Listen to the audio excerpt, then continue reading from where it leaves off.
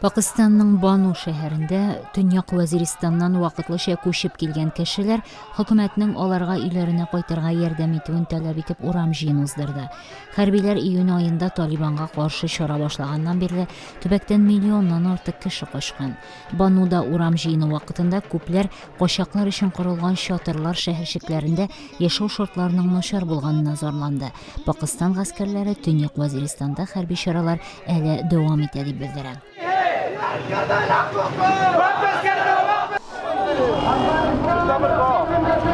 Кабулда Пакстан илчелеге каршында ике ил арасындагы шик буенда траншея казуга каршы урам җыен узды. Әфган хөкүмәтендә низакларга сәбәп булган шикнең бу өлешендә чокыр казуга каршы.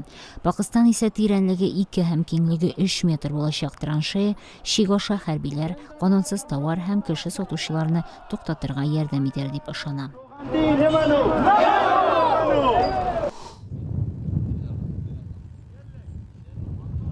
Интихарчы Гыйракның Рамади шәһәрендә кимендә 6 кешене үтерде, 14тән артыгын яралады. Шәһәрдә ислам дәүләте өчен сугышучылар һәм Гыйрак хөкүмәте көчләре арасында бәрелешләр бара. 17 сентябрь булган шартлауда шәһәрдә калган бердән-бер күпердә җимерелде.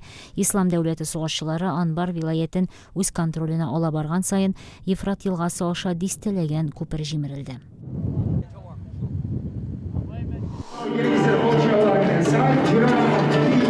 Бишкәктә милли бию бәйгесе үтә. Чарада катнашкан дистәләп бию төркемнәре арасында Кытайның Синҗан вилаятыннан килгән кыргыз биючеләр дә бар. Борынгы биюләрне заманага яраклаштырып башкару Кыргызстанда елдан-ел популярлаша бара.